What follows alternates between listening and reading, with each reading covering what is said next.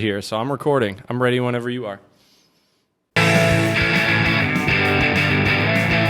Also, I think we need to add a more techno-style background to our intro to really spice it up. Ooh, all right. I've been thinking about revamping the intro, actually.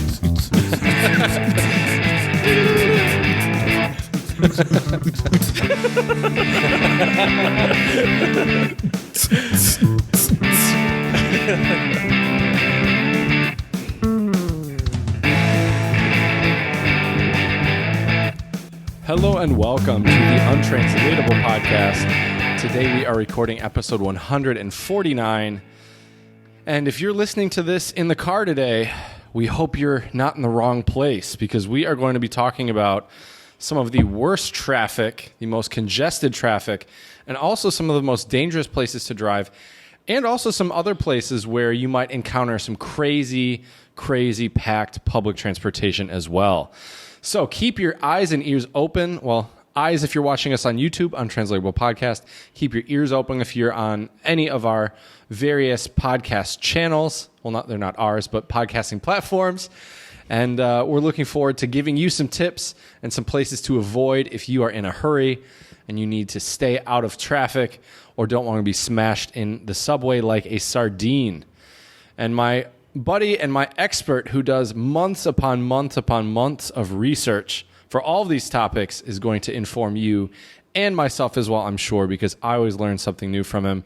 So without further ado, I am very happy to introduce my buddy Jared. What's going on, Jared? Hello. My family's worried about me. They haven't seen me in years, but this podcast is great, so I'd say it's worth it. First question for you, Chad.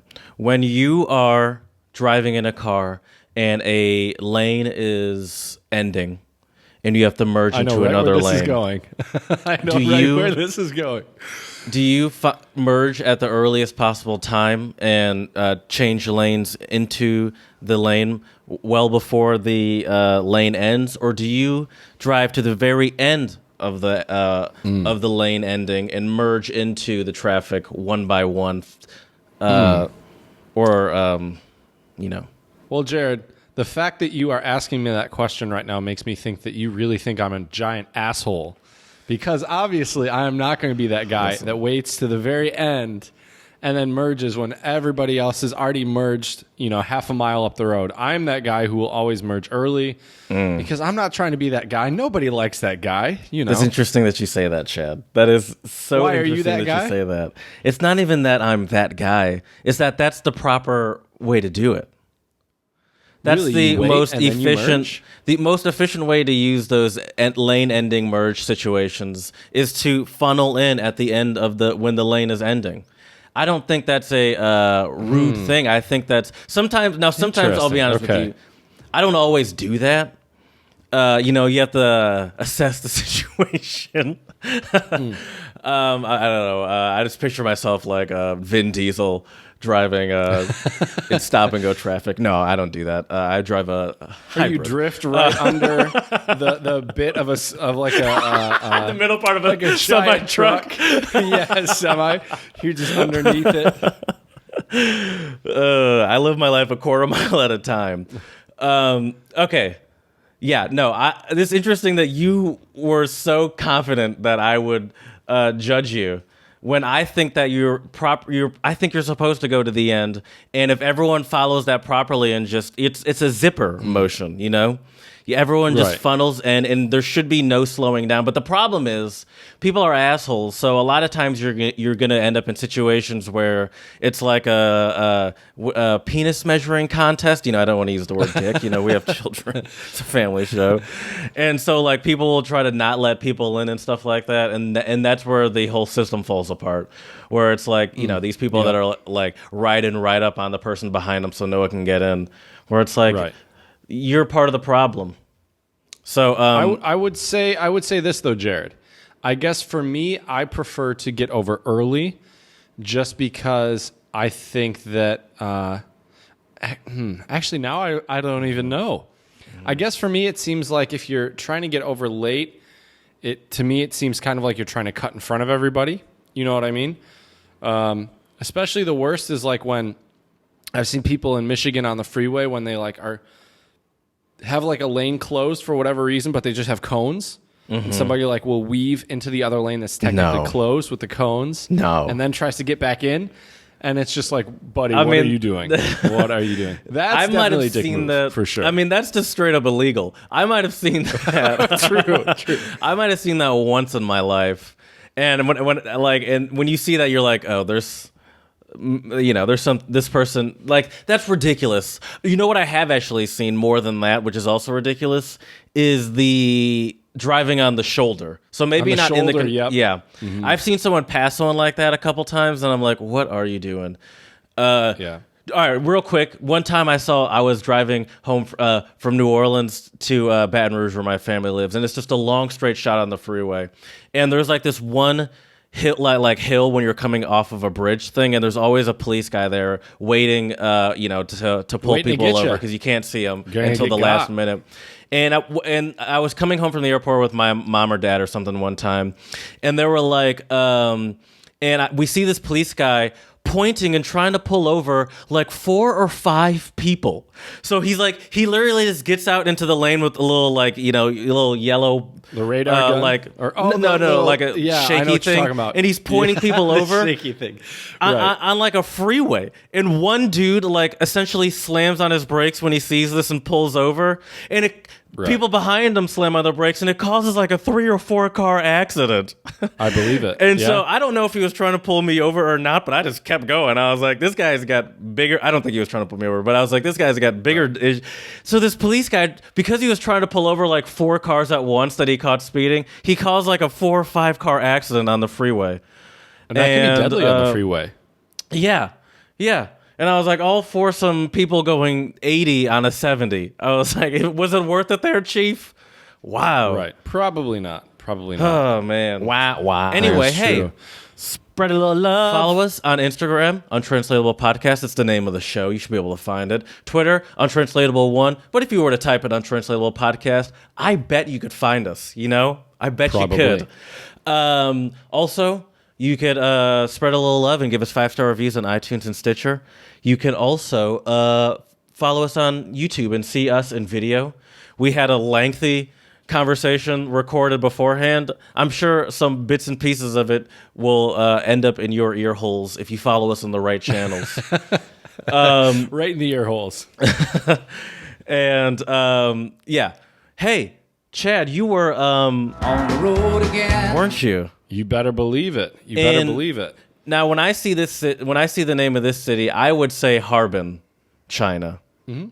Is that how you say it? I've heard Harbin. I've heard Harbin and Harbin. So I don't really know which is correct, but we make the rules here at the Untranslatable Podcast. So I think Harbin or Harbin is fine. Okay, I was like, I don't like where this is going. Fine. But we're declaring it Harbin. That's right. You heard it here first, Untranslatable Podcast. But. Yes, and I wasn't on the road again per se, Jared. I would say I was on the tracks again because I had an 8-hour train ride on Thursday and an 8-hour train ride. We're breaking the fourth wall here. 8-hour train ride today as well. So it's been my longest train ride in China so far. And you know what is kind of embarrassing, Jared? Oh, you just got back today? I didn't realize that. I did. Yes, I did. I do this for you people because we care. Anyway, also because Chad has nothing else to do with this night. Let's be clear. That's well, I'd be sleeping right now otherwise. I'm an old man, Jared. I need my beauty sleep. Gotta keep these grays away, But anyways, so it was the longest train ride I've taken so far in China. Took first class though because I was not about to sit in those uncomfortable second class seats like a peasant. So, anyways, the interesting thing though, Jared, is. So I get to Harbin, right? And they, the teachers I went there to give a workshop at a high school about games and English language teaching, games that they can use in their classes. And so anyway, I get there and they're, asking me, typical questions. How was your journey? Where do you teach? Where are you from? Things like this. And I said, yeah, my journey was fine. It was 8-hour train ride. And then they looked at me. They're like, why didn't you just fly? And I was just like, that's a good question. You got me there. Did you have that option? Yeah, there's an airport here in Jinan, and there's an airport in Harbin as well. But it would have been covered by It would have been covered by my employer. Yeah, for sure. For sure. Did it just not cross your mind? Well, I checked flights really quick, and the timing was just really weird. And it's funny. So the prices were actually in U.S. dollars, or no, sorry, not U.S. dollars, RMB, which is Chinese yuan.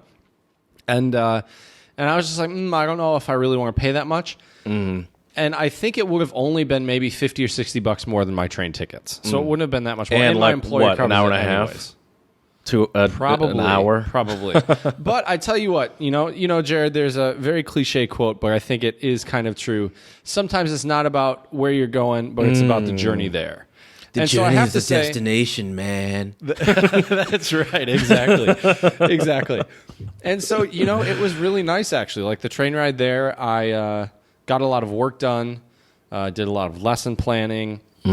Actually, after we are done recording, I have a slew of new topic ideas for you. I was going to send them to you, but I wanted to talk to you about them instead because I figured it'd be more fun to bounce ideas off you. So people stay tuned for some fun future episode ideas. And we rarely talk on Saturdays too. And so I feel like we just have we can just we have all the stay time up in the all world. night Right. This is a slumber party. That's true. I was Jared going to be and I on had the a floor lot of like slumber this, parties in kicking Michigan. my feet up. Right, exactly.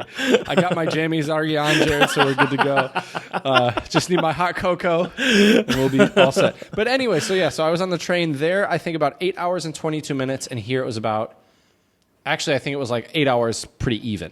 But the cool thing and the reason why I also am glad I took the train is I got to just see a lot of different stuff. I got to see the countryside more in China, which I haven't really seen, which was really great. Did you take any pictures? I got to... Yeah. And I even took a couple short videos. So I've been trying to... I sent you a bunch of pictures already, but I've got some more that I'll still send your love way. the screenshots. Yep. WeChat, my man. Only some of them, though. I'll give you that. Yeah. No, other ones are screenshots. I just edited out the little boxes. Oh, okay. Okay. Yeah, sneaky. I'll take it. But the journey was really good. And dude, I tell you what, once we started to get past Shenyang, which is another city in the northern part of China, it started to get cold on the train. And that's when I was like, all right, I'm excited for this cold weather. I love cold weather. And if you saw our last episode, I believe it was our last one, I finally got my coat. My coat came like a day before I left, so it was just in time. And the first day I was in Harbin, it was, I think, 31 degrees. And then yesterday it was 30. And today it was... The temperature right now in Harbin is -7 degrees Celsius, which I think is like high 20s. Yep. So, but I tell you what, man, it was great to be out in the cold and get some use out of this new winter jacket. Oh, how was it? How did it perform? Great. Okay. Great. And I paid like $30 or $40 for it. Right. Actually from H&M. Got it on that Black Friday or 11/11 sale here in China. Could you give me some good stuff and send it to me? Is that possible? And it'd be easier to bring it back with me. Okay. It takes forever to send stuff, and it's really, really expensive. Okay. And I've heard sometimes if you send stuff here, you may not even get it. Okay. They're very strict about what you're allowed to send and what you're not allowed to send. But anyways, so let me just give you a quick recap of Harbin, because this could be an entire episode in itself, but I didn't get to do that much exploring because I was there for work. So if you want to make an episode on its own, we can just keep it going. No, that's okay. That's okay. I've done some research for this one. And so I'll try and make it quick. So I got in on Thursday I got into the hotel around 6 o'clock. And then I was starving because I wasn't prepared and didn't bring enough snacks on the train. Did you not eat on the train? I didn't. No. Okay. Didn't eat on the train. So Did they offer anything? Basically. I mean, you can buy stuff, yeah. But it's more expensive. And then like the like TV dinner stuff that they get always smells kind of funky. So I'm just like, I'm not going to try that. I mean, train food's often, train Right. food's rarely great. Let's be honest. That's true. That is true. So I got in at 6, and I was so hungry that I thought, okay, I'm just going to eat at the hotel. I stayed at a Hampton Hilton hotel by the Harbin Shi, which is Harbin West train station, and I had their it's a special dish there in Harbin. It is like a chicken and mushroom stew, and it's really good. The chicken and the mushrooms are super tender, but I will tell you, man, I always forget this when I order chicken in China, that you get it with the bones in it. It's basically like they took the chicken and they just had a big. This is at least what I picture because I've never seen it prepared. But what I imagine is they just have a giant cleaver and they're hacking it, because you get just pieces of get meat and then there's bone in the middle that's clearly been cut. Right. So in the States, we usually don't. The only time we have bone in the chicken is if you get like chicken wings, right? Mm-hmm. Or like a chicken breast sometimes. Correct. True. Very true. But these are just like, it's pieces of chicken cut up. But so I'm not 100% used to like eating around the bones, and like half the time I'll be chewing. I'm like, oh, that's a bone. I have to like take You sound like such a spoiled American whenever you talk about food. I do, don't I?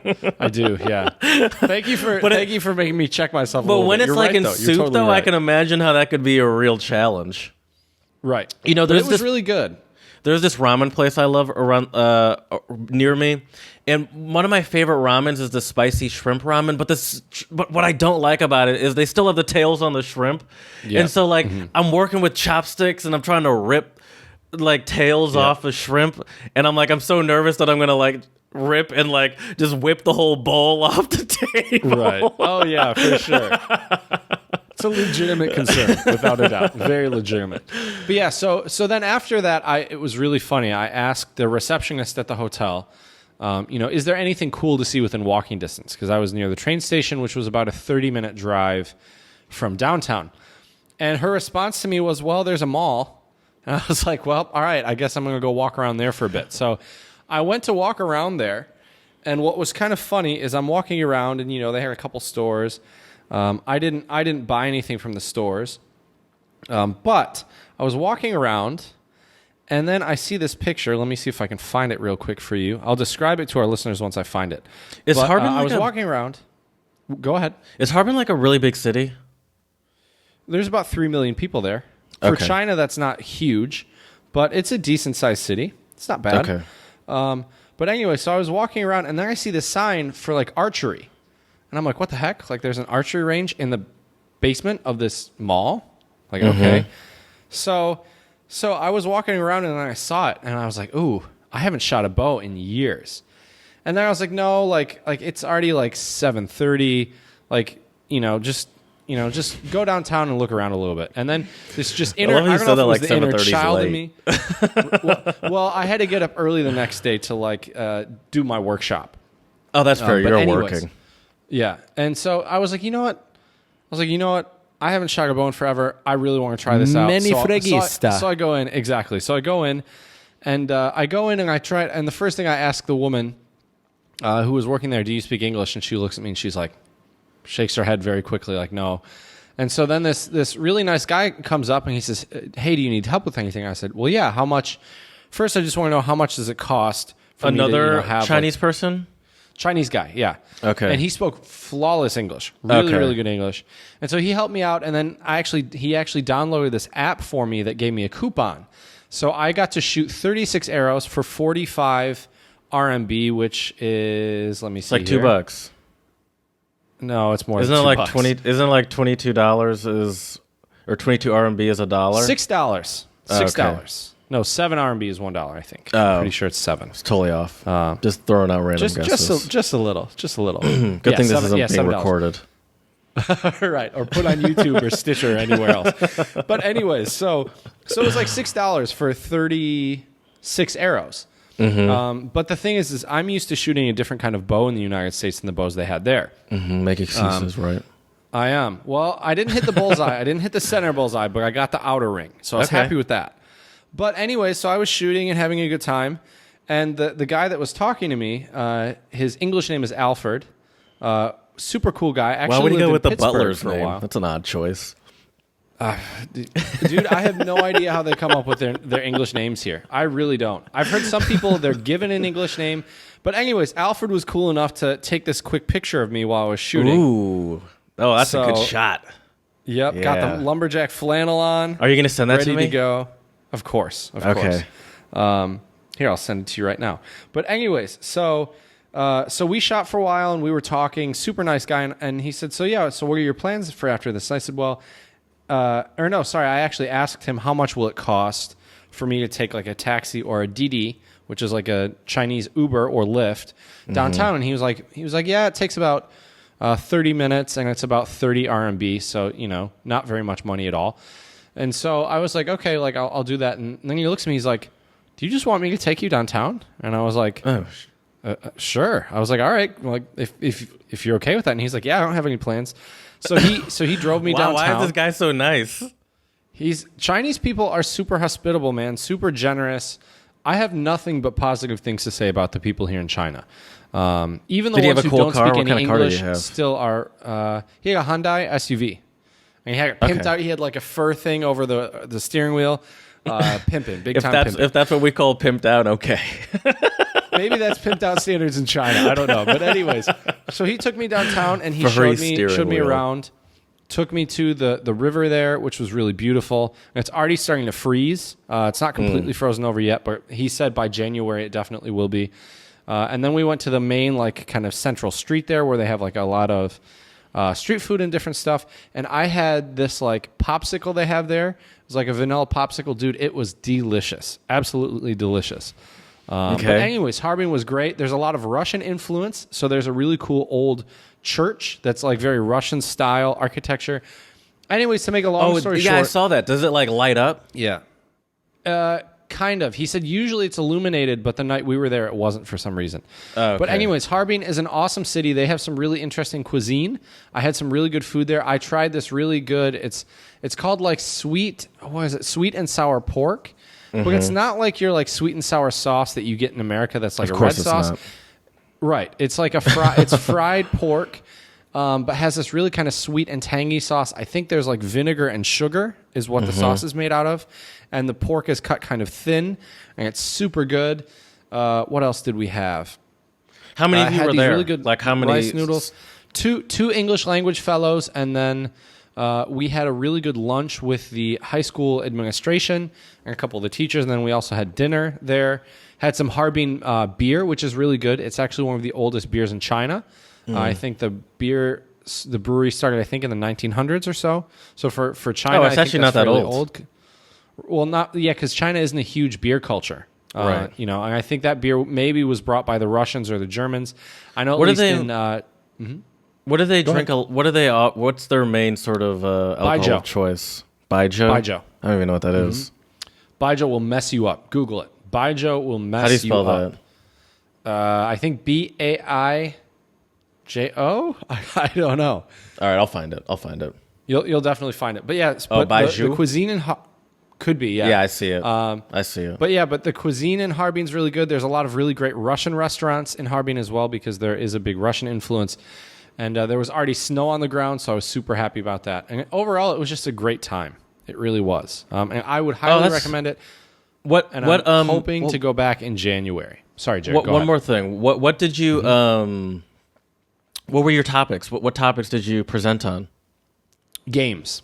Mine was games, and then my colleagues was creative writing, which was really fascinating. I learned a lot from his presentation. Yeah, it was really cool. Have you ever really cool. Have you done creative writing as an assignment with your students before?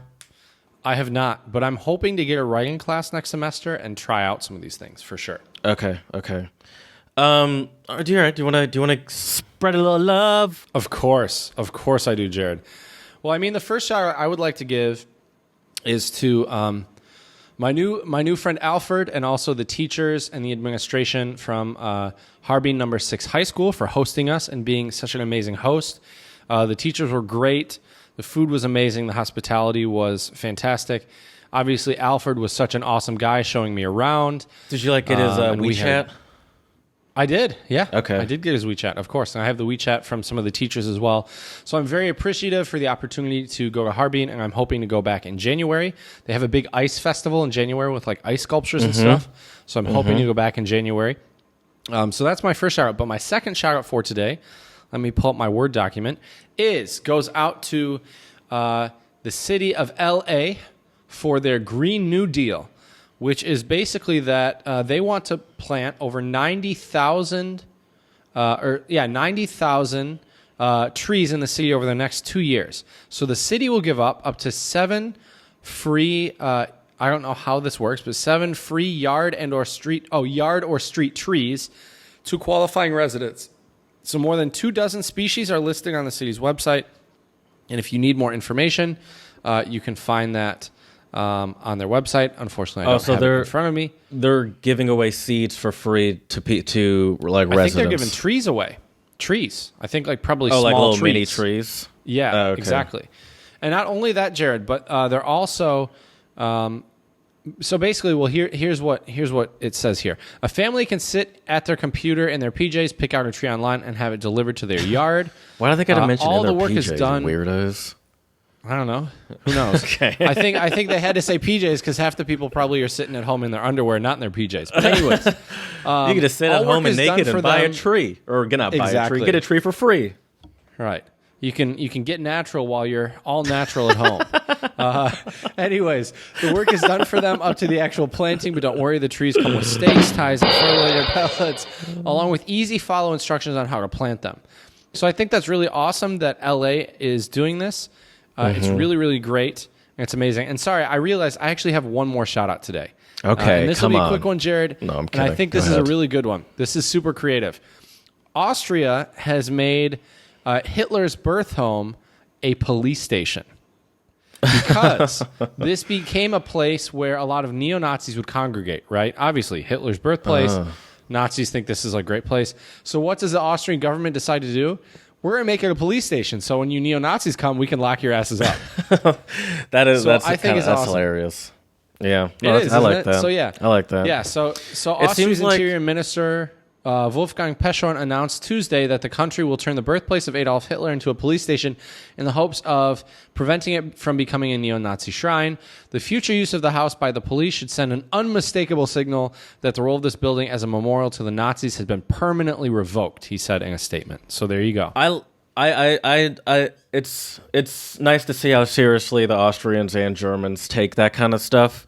Like I remember the story you told me about how there was like some sort of neo-Nazi or something. The march, right? Congregating in like Munich or something like that, and they were buying a bunch of beer and the city got together and sold and bought all the beer at the liquor stores and stuff and sold out stores so they couldn't get any. Couldn't get any beer. Yeah. There's a lot of really creative strategies that the Germans and the Austrians do to combat. Yeah. And I think America needs to take note. Just saying. Shots fired, but just saying. Yeah, all right. Just saying. But for now, let's... Ooh, it's time. Let's get serious here. No, I'm kidding. We're not getting serious, but we are gonna spread some untranslatables. There's oh man, I meant to get a drop, but I've been so lazy. All right, we'll forward to that later. And it just came back to me. Chad, some of my favorite untranslatables that I come across in the natural world. They're not me Googling them, but it's me sitting somewhere and hearing it. And my boss, I actually have a very sort of a wider range of languages around me. Not a wider range, I have two. My boss is Italian, very Italian, and I have two coworkers that are Mexican, so they speak Spanish together sometimes. And my boss the other day was saying, as we say in Italy, guests are like fish. After 3 days, they stink. That's what he said to me. And in Italian, that would be lo piste come il pesce dopo tre girorini pusa. Something like that. Did you ask him to say it in Italian? Because you should have. No, I looked it up. Okay.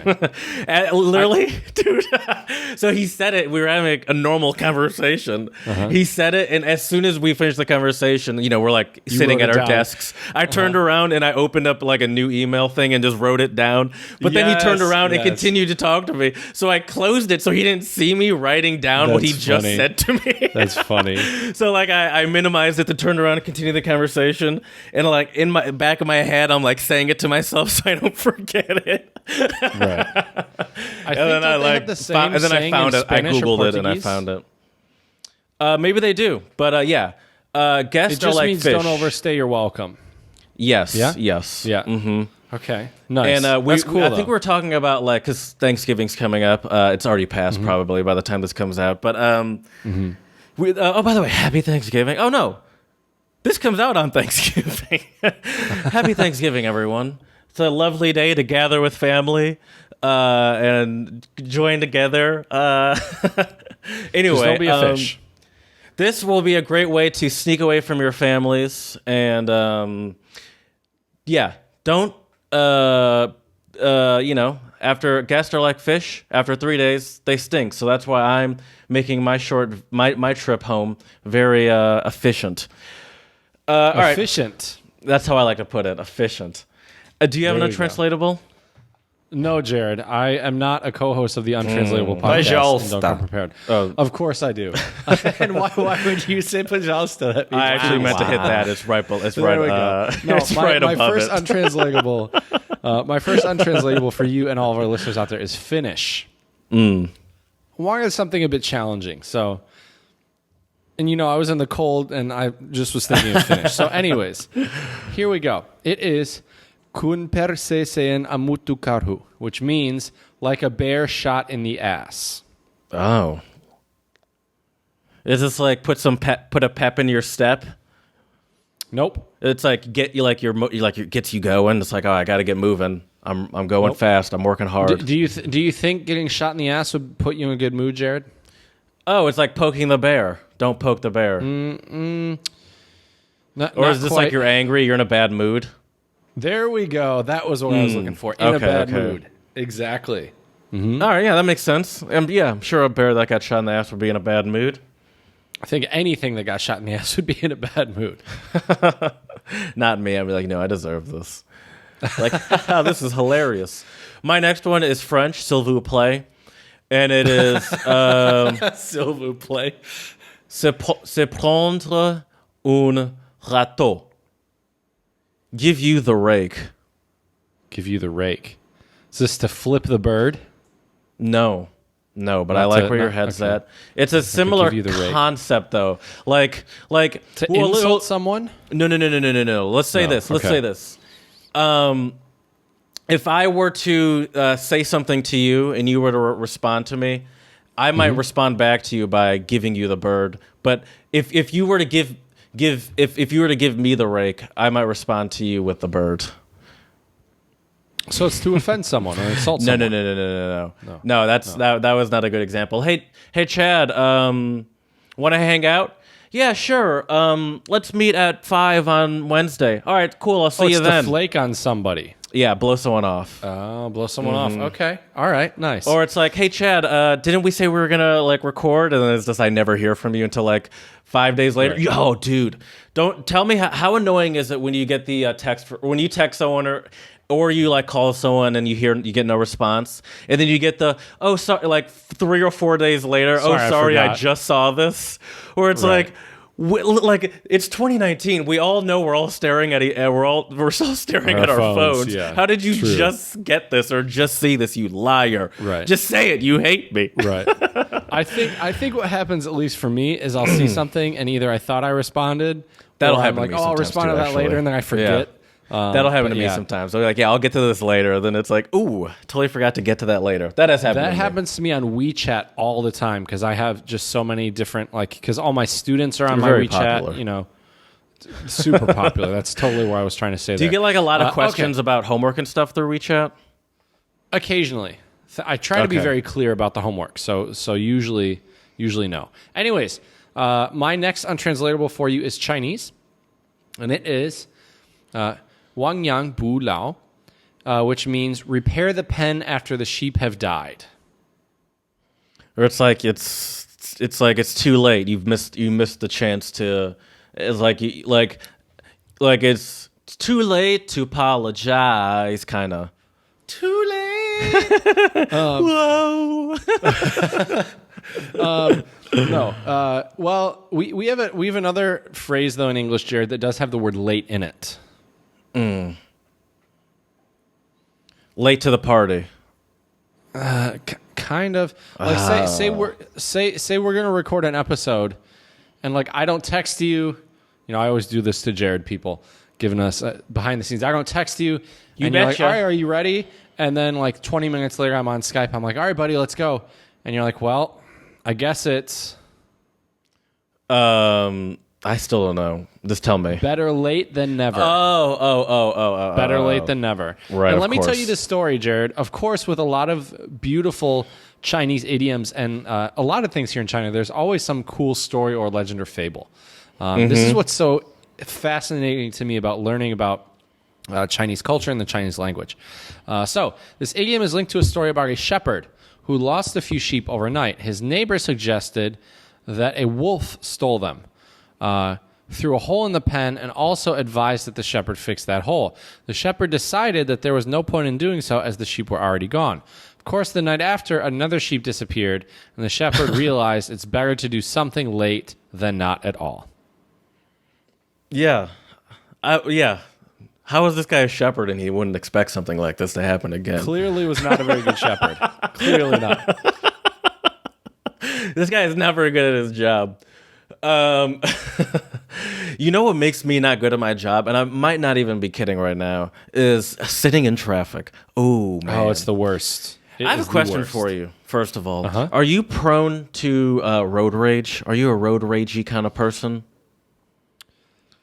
I would say a small bit, maybe.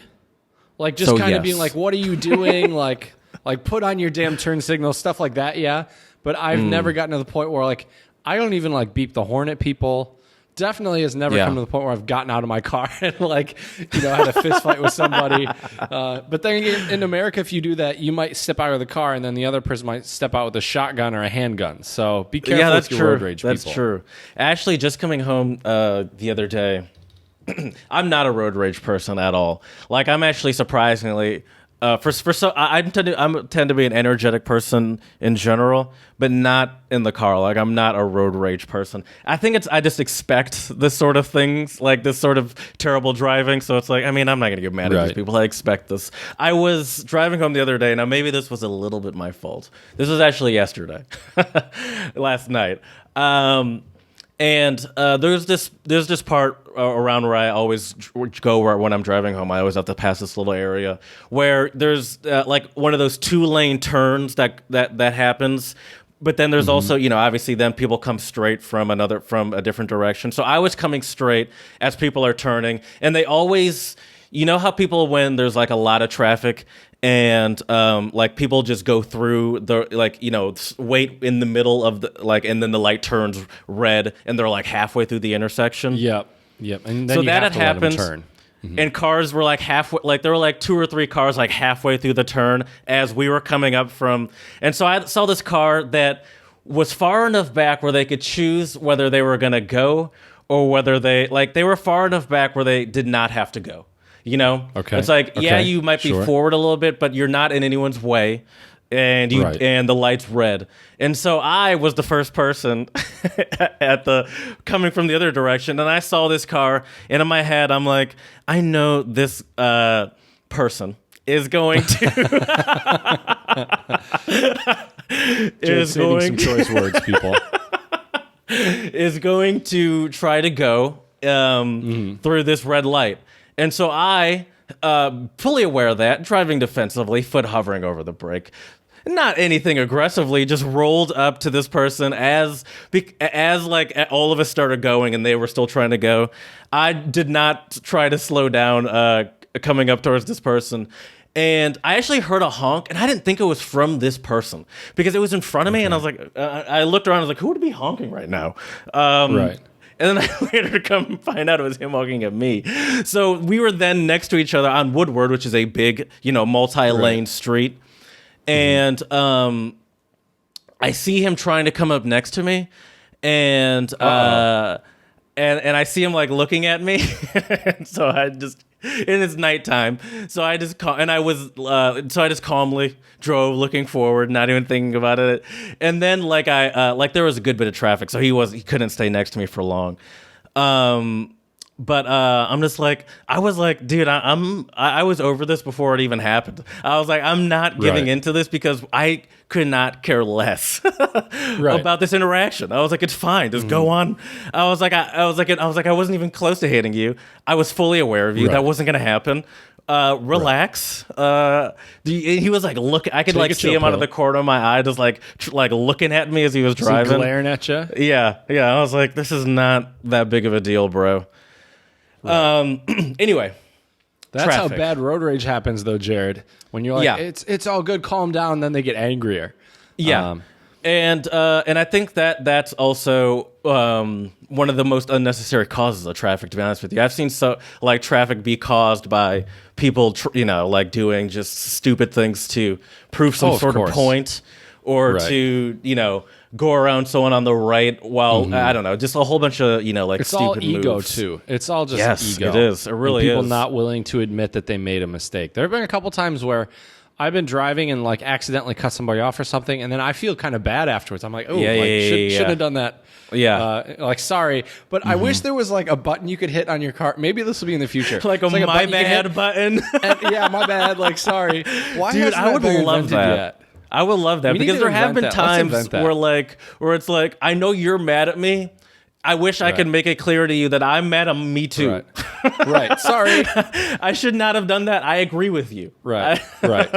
I wish that existed too. That Or like there's like a certain way to beep. Like you give like a long beep for like, hey, what are you doing? But like a beep beep for like, my bad. well, Rolls Royces and certain Bentleys and certain other British cars specifically, some French cars too, have two different horns. They have a city horn and a country horn, and they sound like one's like a normal sort of car horn that you're used to. Another one might sound like a like that sort of sound. And you could switch like between them car. on like the console between city or. So what if you could just switch to like the my bad horn? Right. Exactly. That's more useful than two different horn sounds. Oh, definitely. What are some of when you think of terrible traffic, what are some situations that stick out to you? Now, I can already think of one for you. Ulaanbaatar, Mongolia. Yes, I was going to say that. You took the words right out of my mouth. Absolutely. It took us just as long to get like not even a quarter mile down the road as it did to get from the city to the airport. So Ulaanbaatar, the traffic was really congested.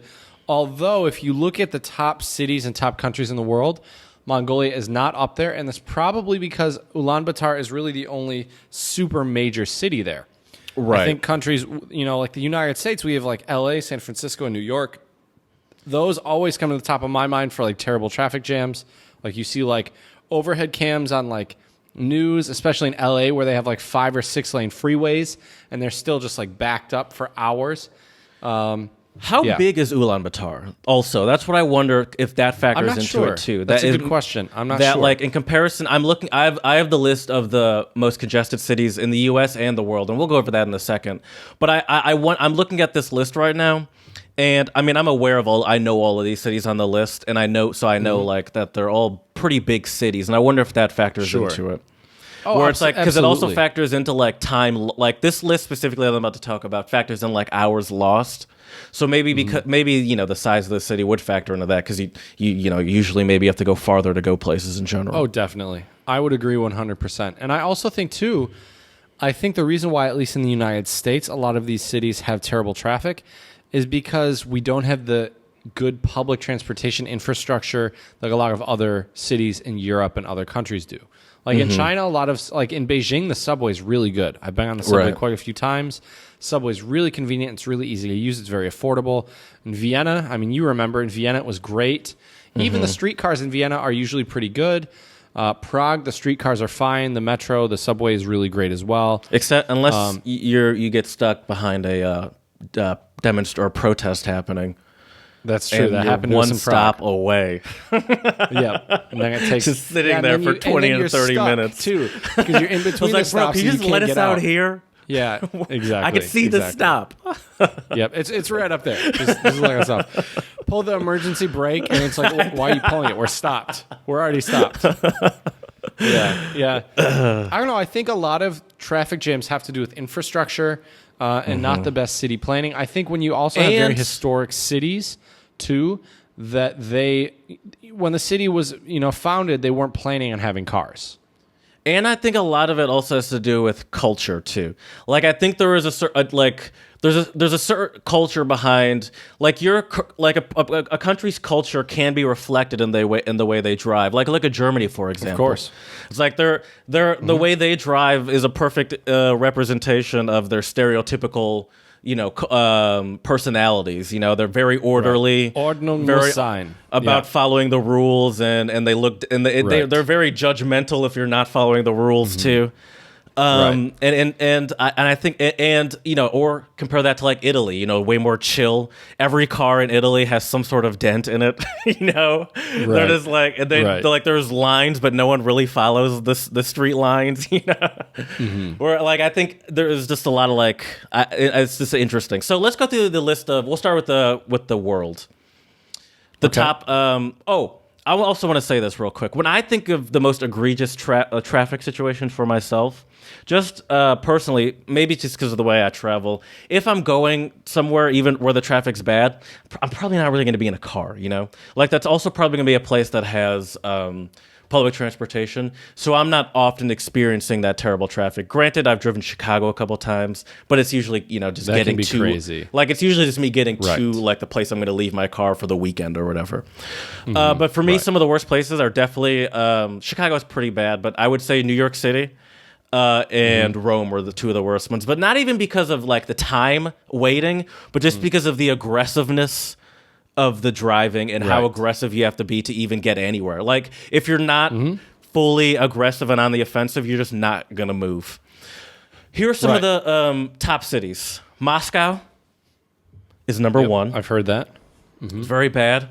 And if you go on, Moscow is also a fun city to on YouTube. Have you ever YouTube traffic incidents in Russia? I have not. No. lot of I've seen videos though. I've definitely seen videos from like television shows and stuff. A lot of crazy accidents, and then also a lot of guns being drawn in traffic. There's also a lot of those videos where people just speed through traffic, and like it's sort of like a YouTube thing where they like are just like swerving in and out of traffic at like triple the speed of the cars around them, and they're like just barely like holding on for their life.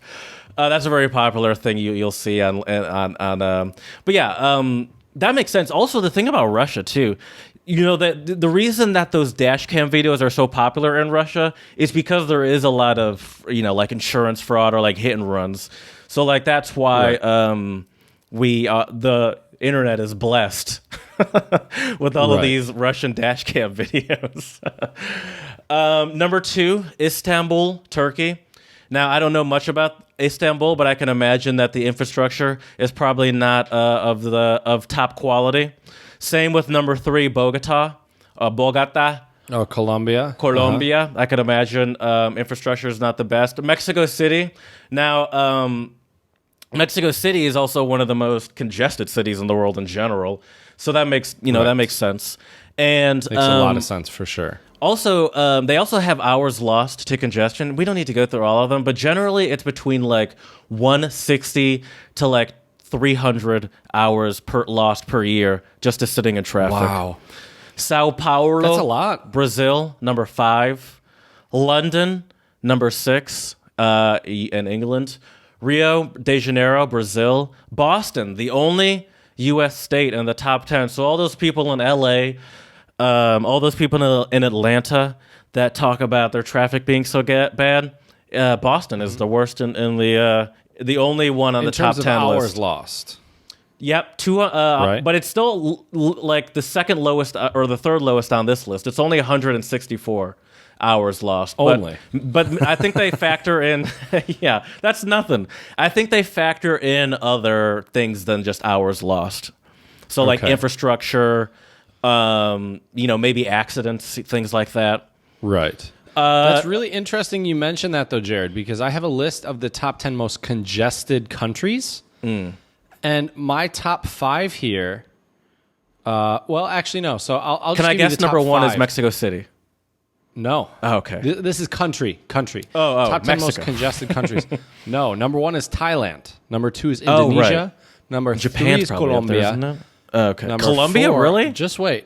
Colombia is number 3. Number did not 4 is know that. Venezuela. I'll just give you the top 10 at this point. Then the funny thing is 5 through 7 is a tie between the United States, Russia, Brazil, and South Africa. Number Really? 9 is Turkey. Yes. And number 10 is the UK. So it's really Okay, UK interesting is not because... surprising. Right. But I think it's interesting because, I mean, I'm really surprised, to be honest, that China is not up here just because of the sheer population size. Same with India. But I think it's Neither because of those are up here. China's so big. Big, and so is India. And I think there's... But bigger than a lot of India these countries. is India...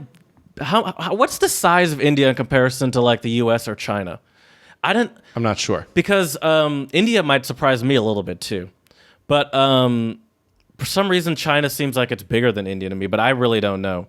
Right. I don't feel like looking it up, to be honest with you. Just That's fair. I guess we'll never know. And then the last 2 on the top 10 in the world are Peter, Russia, St. Petersburg. St. Petersburg. Sorry, my finger slipped. It's cold. It's actually very cold in here. I'm kind of shivering. Should really turn on my heat. I'm very frugal, people. And Rome is 10. Okay. In the U.S., though, it's Boston. Obviously, is number 1. Washington, Chicago, Washington, and Washington D.C.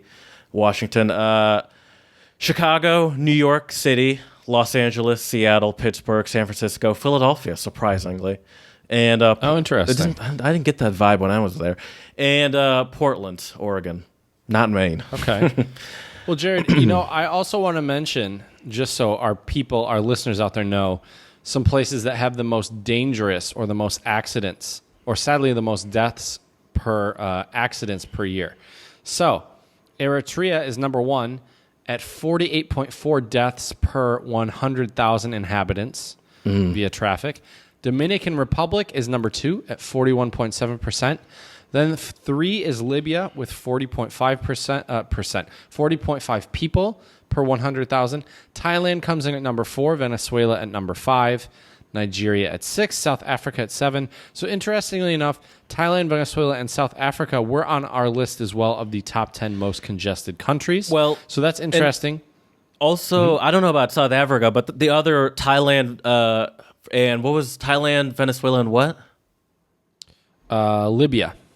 Okay. Well, I know at least Thailand. I can't speak for the other ones, but I do know Thailand is very motorcycle heavy as well, and like scooter heavy. Right. And I remember Right. when I was in Tanzania, it's very motorcycle heavy as well, just because it's obviously cheaper.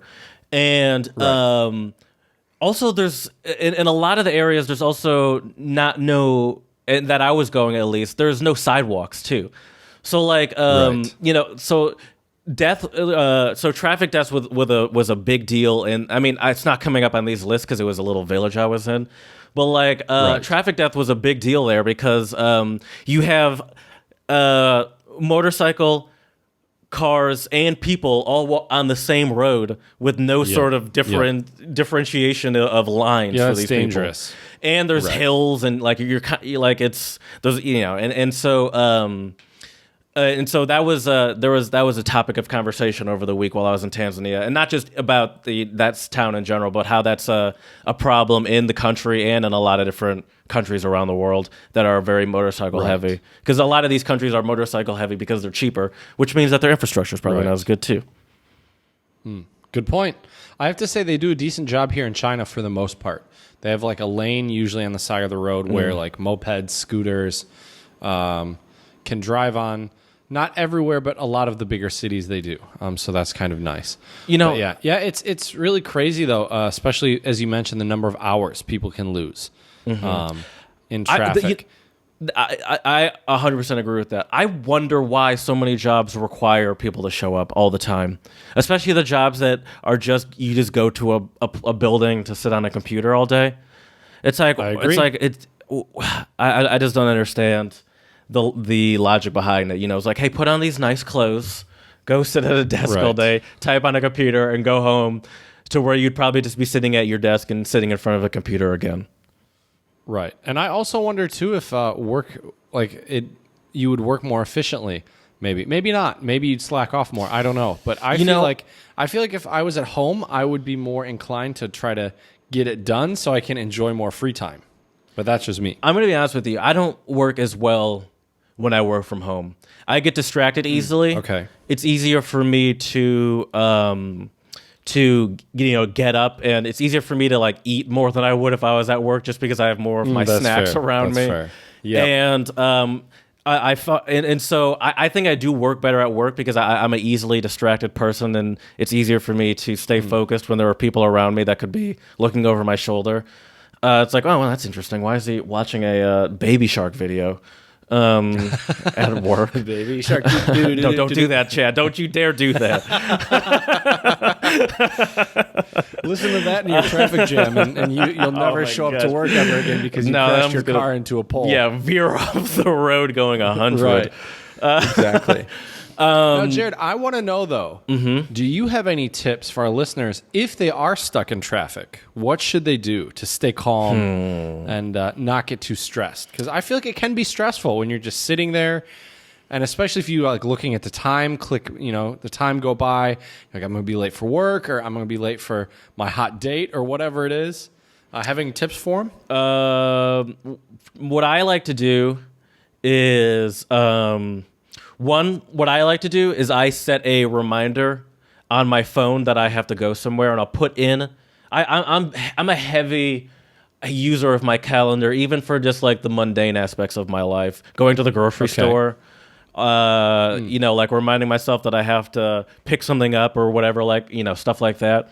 And what I'll do is I'll put in, I have to, do this, and if it involves some sort of specific timing, I'll put in the location that I have to be at and the time I have to be there. And if you have an iPhone, I assume it's the same on an Android. Actually, I know it is. You can just put in the location of where it is you have to be, and you can put in have it remind you to like when you have to leave, but then also set a reminder 10 minutes or 20 minutes before that. And I'm also a big playlist person, so whether it's music or my podcast, a big podcast listener. Big on the playlist. So make sure you don't listen for those people that still listen to the radio. I mean, I guess if you're listening to this, you probably aren't a radio listener, but what are you doing with your life? It's like those people that just listen. I kind of like the radio. Those people that just sit in the car with commercials playing for 10 minutes straight. I'll just sit there and I'll be like, are you listening to this local dealership commercial right now? It's like, you don't have to be listening to this. You could want to see ya in a Kia. Or you listen to like some stupid competition where everyone's like licking a Chevy Cruise for 16 hours. What radio stations have you been listening you've to? never seen those competitions where they do this stupid like team up with like local dealerships to like, we're giving away a Hyundai Accent. You just have to like, who can hold on, put their hand on it the longest. And not let go and stuff like that. It's just like, oh my God, I don't know. Or like, I don't need to, I don't know. So Jared, do you have snacks in your car on deck if you do get stuck in a traffic jam? No, but that would be nice, I guess. I wouldn't hate it, but no. I don't get stuck in traffic jams that often. Michigan is not a very traffic-heavy place. That's also true. And I'm not far from my job. But no, I'm not. That's a good idea, though. That is a good idea, but that could also turn it... you know what? Maybe it's not a good idea. At least for me, I could see that turning into a habit, especially if you're someone that often gets stuck into traffic. You'll start contributing being in traffic with snacking or eating food. So you kind of be like, oh, I'm in the car, I need to snack on something. I don't know if I want to like always be like, oh, now that I'm here, I got to have a snack, especially if you're always in traffic. I feel like some snacks, though, if they're healthy snacks, it's totally cool. Yeah, but if they're healthy snacks, they suck. What are you talking about? What's a good healthy snack? I feel like, I don't Grapes? know, sure, fruits. Have an apple with you, a banana, peanuts. But the thing about bananas is then bananas make your car smell like banana. Could be worse. I don't know. My girlfriend almost left bananas on the trunk of the car overnight. And I'm like, are you just going to leave these in the car overnight? She's like, yeah. And I was like, She was ready for snacks, like, man. no, I She was was like- prepared. there was like, you're not concerned about the car smelling like a banana farm tomorrow? Like, oh, I guess I never thought about that. I was like, yeah, I don't know if this is a good idea. Maybe I'm paranoid, but I don't. Yeah, What do you I'm got real against bougie. banana I don't want farms, Jared? I don't want my car to smell like I almost said like banana bread, but then I was like, well, let's pump the brakes. That sounds amazing. Yeah, right. That could be a lot worse. That's true. I would agree with you though, Jared. That like definitely being prepared, setting reminders is good. Some places you can't avoid it though, and I think it's really important to keep your cool. You don't want to be that added statistic of people being involved in road rage incidents. That's for sure. And what is this, Jared? I never understand like what that guy yesterday. What are you trying to solve here? What can I give you from It's an my ego car thing. while you're in your car that will satisfy you? Because I'm fine. Right. So It's an ego thing. It's an ego and a temper what do you thing. expect from me? Like, how can I be like, sorry, Right. my bad? Right. Should I roll down the window need and, the horn. and start insulting your mother or something? Where is this going? Yo, mama's so fat. Oh my gosh. Yeah, that's true. Well, Jared, you know what? One thing you can definitely do, Playlist, If you're- baby. playlist, and if you're upset and you're down and you need some music to kind of wallow in your sadness and self-pity, you could give the song Leftovers by Dennis Lloyd a listen. Yes. Yeah. I do enjoy wallowing in my sadness and self-pity. That's a personal hobby of mine. It's always fun, right? It's always fun. Just trying to think of So what are your reasons thoughts why of the I song of the suck. pod today, Jared? It's a popular pastime of mine. I love this song. You sent it to me. It's very good. He's got a great voice. You can one of those voices where you can like kind of feel the emotion in it. And so you sent me this song, and then I also looked him up in just in general. And he also, did you know he plays the trumpet? Yes, I do. So in his studio version of the song, he doesn't play the trumpet. But I found his Colors, which is a YouTube thing that does like a sort of like more not. That's what I saw first. Okay, yeah, it's not like acoustic, but they usually sort of produce a little less than they would like a studio song. Right. And he did like a little trumpet solo of it, and it was very nice. But yeah, I love this song. It was great. Where's he from? I didn't actually look I anything up believe about he's him. from Tel Aviv, from Israel. His name is. Did we say what his name is? Dennis Lloyd. Dennis Lloyd. Dennis Lloyd. Mm-hmm. Wait, he's from Tel Aviv. Tel Aviv. I'm pretty sure. Named Dennis I Lloyd. thought so. Well, he could be. His parents could be American or British or whatever, and moved to Israel. That's But fair. yeah, this is like a good, Oh, like kind of his- slower tempo. Yeah. Nir Tibor, known professionally by a stage name Dennis Lloyd, is an Israeli musician. There you go. That's interesting. I wonder if that's like he has like an agent or manager or something. That's like if you want to have more international success, you gotta have like a Could be. like a Could more be. generic name or something like that. Right. Maybe. Yeah. Yeah, I feel like stage names go one of two ways. Either you have a super unique name and like people dig it and it's super cool, or you try to change it to something a bit more standardized. Yeah, Modest what is his name? Modest Modest Yahoo. He's isn't he is from Israel? Yeah, I think so. And I think the whole that's- band's I- from Israel. And that's I thought that was one guy. No, it's a whole group. I'm pretty sure. I thought it was a whole group, but I could be All right. wrong. Anyway, back to Nir Tibor. Dennis Lloyd. Yeah, this is. I think it's a great kind of slower tempo song. It has really cool guitar. And I feel like when I hear it, I can feel the sadness and the emotion. Right, like Yeah. to me, this song is all about like, I don't know, like somebody left you, and or maybe you feel like you've been used, and you're just like the leftovers. Yeah. And you're sort of just like left to pick up what's left of yourself. You feel like a shell of yourself, maybe. That's right. That's right. Yeah. I could feel it too. And it was a good choice. I like it. Thanks, Chad. You're welcome. Do you Check have it out a, on our YouTube channel, Untranslatable Podcast. And yes, of course, You I have a betcha. Chinese word of the pod for today. It is, let me take a quick look at these tones here. Jiao Tong Suze, which means traffic jam. And I'll give you the Spanish form of traffic jam. Do you know what it is? I do not know. Embotelamiento. Embotelamiento. I like that. It has a nice ring to it. No. Excuse me. Embotellamiento. It's LL. Embotellamiento. Embotellamiento. Okay. There we go. It only took 16 Nice. times and I got it. Hey, 16 times and you get it is better than no times and not getting it. So there you go. Wow, So that's a Jared, great I got teacher a couple stupid thing to jokes. say I right know, there. right? Very philosophical to end this episode. Here we go. So I got a couple jokes for you. What do you get when two giraffes collide? I have no idea. A giraffic jam.